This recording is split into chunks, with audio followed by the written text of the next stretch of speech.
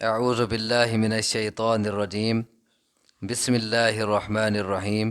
سورۃ یونس آیت نمبر 104 سے قل یا ایھا الناس، کہہ دیجئے اے لوگو، ان کنتم فی شک من دینی، اگر ہو تم شک میں میرے دین کے متعلق، فلا اعبد الذین تعبدون من دون اللہ، تو پس نہیں عبادت کرتا میں ان کی جن کی تم عبادت کرتے ہو اللہ کے سوا، ولیکن اور لیکن اعبد اللہ الذی، میں عبادت کرتا ہوں اس اللہ کی، یتوفاکم، جو وفات دے گا تمہیں، وامرت ان اکون من المؤمنین، اور مجھے حکم دیا گیا ہے کہ ہوں میں ایمانداروں میں سے۔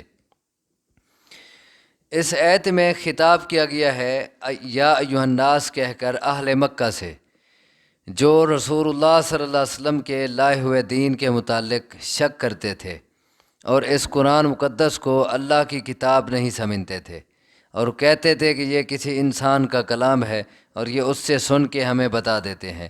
تو انہیں کہا جا رہا ہے، پہلے سارے دلائل دیے اور اس کی حقانیت واضح کی، آخر میں برات کا اظہار کیا گیا۔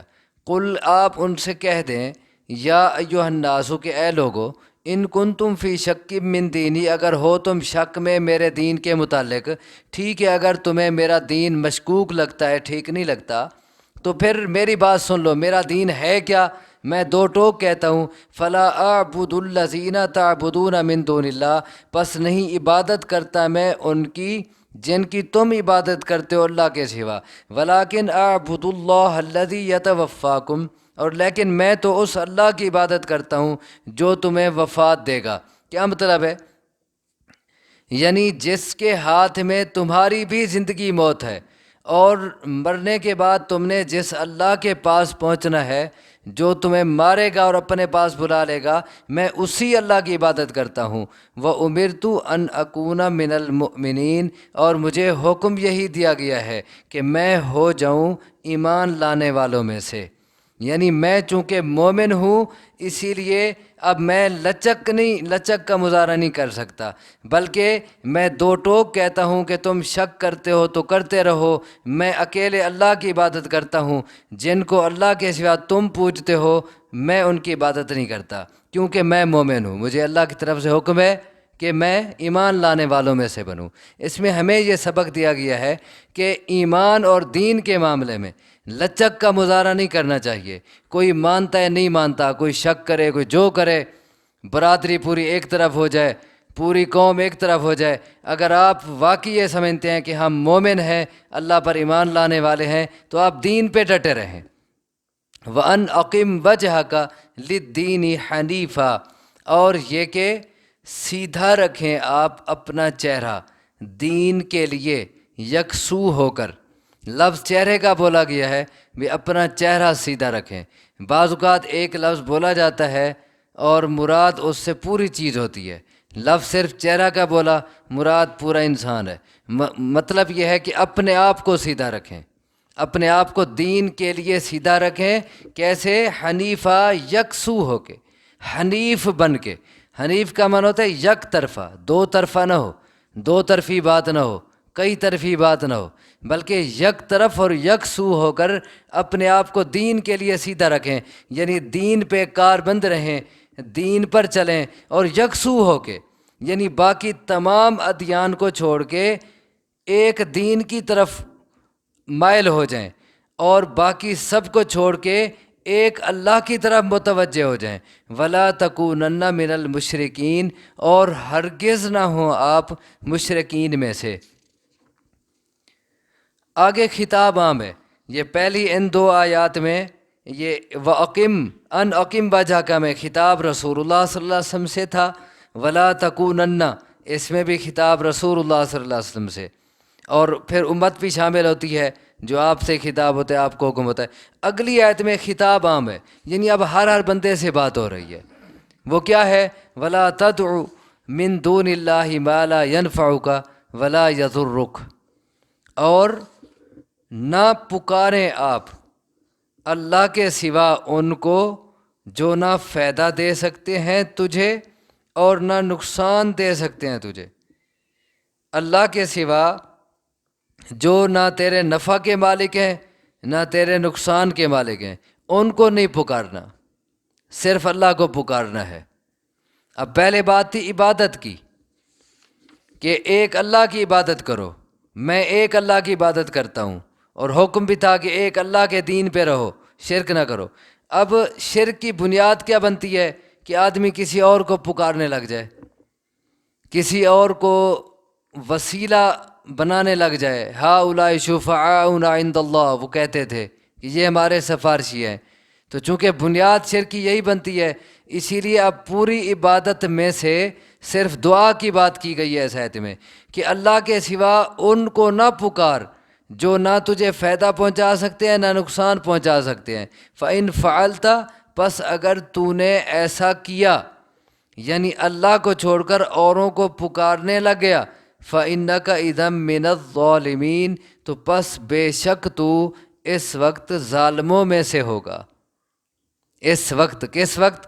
کہ اگر تو نے اوروں کو پکارا، ڈائریکٹ پکارا، انہی سے مانگا، یا ان کو سفارشی بنایا، تب بھی تو پکار رہا ہے ان کو، تو ان کو سفارشی بنایا، تو پھر تو ظالم بن جائے گا، یعنی مشرک بن جائے گا، کیونکہ مشرک ظالم ہوتا ہے۔ ان الشرک لظلم عظیم، شرک بہت بڑا ظلم ہے۔ تو جو بہت بڑا ظلم کر رہا ہے وہ کیا ہے؟ بہت بڑا ظالم ہے۔ مشرک بہت بڑا ظالم ہوتا ہے، کیونکہ ظلم کیا ہوتا ہے؟ ایک کا حق دوسرے کو دے دینا۔ اب جو اللہ کا حق ہے وہ کسی اور کو دے رہا ہے، یہ اللہ کا حق ہے کہ صرف اسی کی عبادت کی جائے، صرف اسی کو پکارا جائے۔ اب جو اوروں کو پکار رہا ہے وہ اللہ کا حق اوروں کو دے رہا ہے، اسی لیے ظالم بن گیا، اور بہت بڑا ظالم ہے وہ۔ تو اس آیت میں ہے کہ جو اللہ کے سوا اور ہیں وہ تمہارے نفع نقصان کے مالک نہیں ہیں، اسی لیے ان کو نہیں پکارنا۔ اب اس بارے میں دو اور آیات آپ کے سامنے رکھتا ہوں۔ سورۃ احقاف آیت نمبر 5 میں اللہ تبارک و تعالیٰ فرماتے ہیں وَمَنْ أَضَلُّ مِمَّنْ يَدْعُو مِن دُونِ اللَّهِ مَن لَّا يَسْتَجِيبُ لَهُ إِلَى يَوْمِ الْقِيَامَةِ، اور کون بڑا گمراہ ہے اس سے، اور کون زیادہ گمراہ ہے اس سے جو اللہ کے علاوہ ان کو پکارتا ہے جو قیامت تک اس کی پکار کا جواب نہیں دے سکتے۔ وَهُمْ عَنْ دُعَائِهِمْ غَافِلُونَ، بلکہ وہ ان کی پکار سے غافل ہیں، یعنی انہیں پتہ ہی نہیں ہے کہ ہمیں کوئی بلا رہا ہے یا نہیں بلا رہا۔ جواب دینا تو دور کی بات ہے، سنیں تو جواب دیں، انہیں پتہ ہو تو جواب دیں، انہیں یہ پتہ ہی نہیں ہے کہ ہمیں کوئی بلا رہا ہے یا نہیں بلا رہا۔ تو جب ان کو پتہ ہی نہیں تو کیسے وہ تمہیں نفع پہنچائیں گے یا تم سے نقصان ٹالیں گے؟ اسی طرح ایک اور آیت میں اللہ تبارک و تعالیٰ نے فرمایا، سورۃ اعراف آیت نمبر 197 میں، جو پیچھے آپ پڑھ چکے ہیں، وَالَّذِينَ تَدْعُونَ مِن دُونِهِ لَا يَسْتَطِيعُونَ نَصْرَكُمْ وَلَا أَنفُسَهُمْ يَنصُرُونَ، اللہ کے سوا تم جن کو پکارتے ہو، جن سے دعائیں مانگتے ہو، وہ نہ تمہاری مدد کی طاقت رکھتے ہیں اور نہ ہی اپنی مدد کر سکتے ہیں۔ وہ اپنی مدد بھی نہیں کر سکتے، وہ اپنے مددگار بھی آپ نہیں ہیں، ان کا مددگار بھی اللہ ہے۔ یا ایھا الناس انتم الفقراء الی اللہ، اے لوگو تم سارے اللہ کے فقیر ہو۔ واللہ هو الغنی الحمید، اکیلا اللہ غنی ہے، قابل تعریف ہے۔ تو وہ سارے جن کو تم پکارتے ہو اللہ کے علاوہ، وہ اپنی مدد بھی خود نہیں کر سکتے، اور تمہاری مدد کی بھی ان کے پاس طاقت نہیں ہے۔ تو جب ان کے پاس کوئی طاقت ہی نہیں، وہ تمہارے نفع کے مالک نہیں، تمہیں نقصان نہیں پہنچا سکتے یا نقصان ٹال نہیں سکتے، تو پھر ان کو بلاؤ کیوں؟ پھر ان کو بلانا تو بے سود ہے، بے فائدہ ہے۔ پھر کس کو پکارنا چاہیے؟ جو نفع نقصان کا مالک ہے۔ وَإِن يَمْسَسْكَ اللَّهُ بِضُرٍّ فَلَا كَاشِفَ لَهُ إِلَّا هُوَ، اور اگر پہنچائے تجھے اللہ کوئی تکلیف، پس نہیں ہٹانے والا اس تکلیف کو کوئی بھی مگر وہی۔ اگر اللہ کوئی بھی تکلیف پہنچا دے تو اس تکلیف کو ٹال بھی وہی سکتا ہے۔ یہ نہیں کہ تکلیف آ گئی اللہ کی مرضی، اور تکلیف ٹل گئی تو فلاں پیر نے رحمت کر دی ہے، ایسے کہتے ہیں نا لوگ. جب کوئی بچہ مل جائے، جو فلاں پیراں ڈتا ہے، نام رکھتے ہیں نا یہ پیراں ڈتا، تو فلاں پیر نے دیا ہے. روزی مل گئی تو ہم گئے تھے وہاں جا کے دیگ لگائی تھی تو داتا صاحب نے تو کرم کر دیا ہے. اور اگر ایکسیڈنٹ ہو گیا اور ٹانگ ٹوٹ گئی، بھی یہ کیا ہوا، وال نہیں آتے جو پیر بن سٹی علت، پھر کیا کہتے ہیں، اللہ کی مرضی. تو اگر اللہ کوئی تکلیف دینا چاہے تو اس تکلیف کو ٹالنے والا بھی اللہ ہے. وَإِن يَمْسَسْكَ اللَّهُ بِضُرٍّ، اور اگر پہنچائے تجھے اللہ کوئی تکلیف، فَلَا كَاشِفَ لَهُ، پس نہیں کوئی ہٹانے والا یعنی دور کرنے والا اس تکلیف کو، اِلَّا هُ، مگر وہی، صرف وہی ٹال سکتا ہے. وَإِن يُرِدْكَ بِخَيْرٍ، اور اگر ارادہ کرے وہ تیرے ساتھ بخیرن، بھلائی کا، فلا راد لفضلہ، پس نہیں ہے کوئی رد کرنے والا اس کے فضل کو. اگر اللہ تیرے ساتھ بھلائی کا ارادہ کر لے تو اس کے اس فضل کو کوئی رد نہیں کر سکتا، کوئی تجھ سے دور نہیں کر سکتا. یعنی آیت کا مفہوم یہ ہوا، اگر اللہ تجھے کوئی فائدہ دینا چاہے، پوری کائنات مل کے اس فائدے سے تجھے محروم نہیں کر سکتی، وہ فائدہ تیرا ہو کے رہنا ہے. اور اگر اللہ تجھے کوئی نقصان پہنچانا چاہے تو پوری کائنات مل کے تجھے اس نقصان سے بچا نہیں سکتی.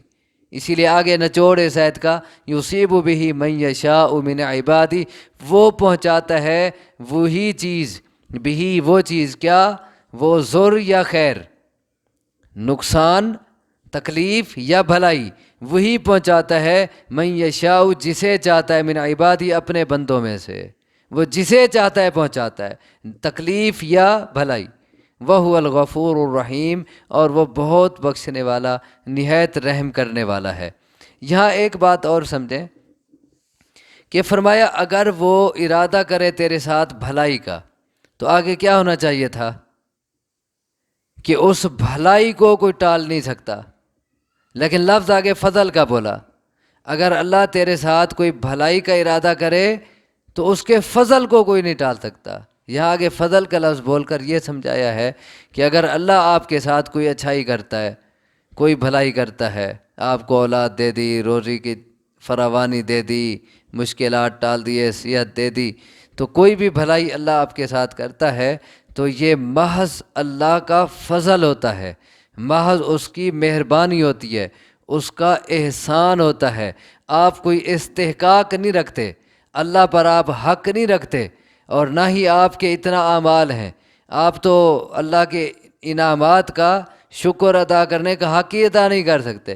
اسی لیے آپ کا اللہ پہ حق نہیں ہے، یہ محض اللہ کا فضل و کرم ہے کہ وہ تمہیں دے رہا ہے. قل یا ایھا الناس، کہہ دیجئے اے لوگو، قد جاءکم الحق من ربکم، تحقیق آ چکا ہے تمہارے پاس حق تمہارے رب کی طرف سے. حق واضح ہو گیا ہے، آ گیا ہے. وہ حق کیا ہے؟ قرآن مقدس. اب اس کے بعد فَمَنِ اهْتَدَىٰ فَإِنَّمَا يَهْتَدِي لِنَفْسِهِ وَمَنْ ضَلَّ فَإِنَّمَا يَضِلُّ عَلَيْهَا، پس جو راہ پا جائے، فَمَنِ اهْتَدَىٰ، پس جو ہدایت پا جائے، فَإِنَّمَا يَهْتَدِي لِنَفْسِهِ، تو پس وہ تو ہدایت پاتا ہے لنفسی، اپنے ہی فائدے کے لیے. ومن ضل، اور جو بھٹک جائے، گمراہ ہو جائے، فإنما یضل، وہ تو بھٹکتا ہے، علیہا، اپنے ہی خلاف. علیہا، ہاتھ میں جا رہے نفس کی طرف، اپنے نفس کے خلاف، یعنی اپنے خلاف. حق آ چکا ہے، واضح ہو چکا ہے. اب اس کے بعد جو ہدایت پا جائے گا، اس حق کو لے لے گا، تسلیم کر لے گا، وہ اپنا فائدہ کرے گا. اللہ کی حکومت یا طاقت میں سے اضافہ نہیں ہو جائے گا تمہارے ہدایت پا جانے سے، اللہ کا فائدہ نہیں ہوگا. اور جو گمراہ ہو گیا تو وہ اپنے ہی خلاف گمراہ ہوگا، یعنی اس کا وبال اسی پہ پڑے گا.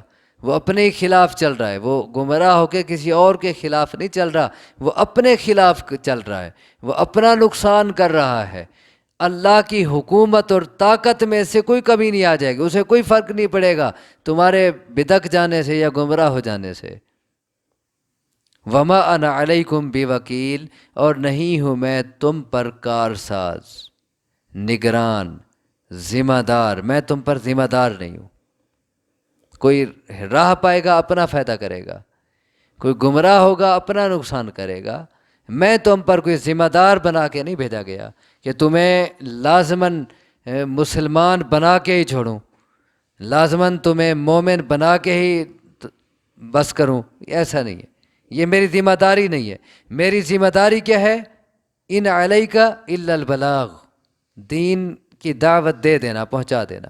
مجھے تو بس بشیر اور نذیر بنا کے بھیجا گیا ہے، ایمانداروں کو خوشخبری دینا اور بے ایمان لوگوں کو ڈرانا، میرا کام صرف اتنا ہے۔ میری ذمہ داری یہ نہیں ہے کہ میں تمہیں ایماندار بناؤں اور زبردستی ہدایت دوں، یہ میری طاقت میں ہی نہیں ہے، بلکہ خود مجھے حکم کیا ہے، وَاتَّبِعْ مَا يُوحَىٰ إِلَيْكَ، اور پیروی کریں آپ اس کی جو وحی کی جاتی ہے آپ کی طرف۔ یہ حکم رسول اللہ صلی اللہ علیہ وسلم کو ہو رہا ہے، اور پھر آپ کی اتباع میں پوری امت کو حکم ہے، اور اتباع کریں آپ اس کی جو وحی کی جاتی ہے آپ کی طرف۔ وَاصْبِرْ حَتَّى يَحْكُمَ اللَّهُ، اور صبر کریں یہاں تک کہ فیصلہ کر دے اللہ۔ جو آپ کی طرف وحی آتی ہے آپ بھی اس کے پابند ہیں کہ اس کی پیروی کریں، اس کے پیچھے لگیں۔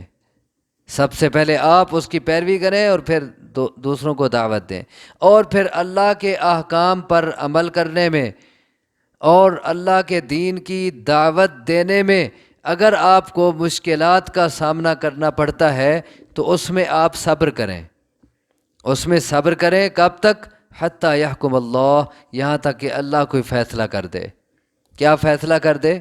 کہ جن کو آپ دین کی دعوت دے رہے ہیں وہ آپ کو کوئی تکالیف پہنچاتے ہیں، روڑے اٹکاتے ہیں، رکاوٹیں ڈالتے ہیں، تو اللہ ان سے لڑنے کی اجازت دے دے تمہیں، یا پھر اللہ تمہاری مدد کر دے، تو کوئی بھی اللہ فیصلہ کر دے تو آپ ڈٹے رہیں، دین کا کام کرتے رہیں۔ وَاتَّبِعْ مَا يُوحَىٰ إِلَيْكَ، اور پیروی کریں آپ اس کی جو وحی کی جاتی ہے آپ کی طرف۔ وَاصْبِرْ حَتَّىٰ يَحْكُمَ اللَّهُ، اور صبر کریں یہاں تک کہ فیصلہ کر دے اللہ۔ وَاللَّهُ خَيْرُ الْحَاكِمِينَ، اور اللہ فیصلہ کرنے والوں میں سے سب سے بہترین فیصلہ کرنے والا ہے۔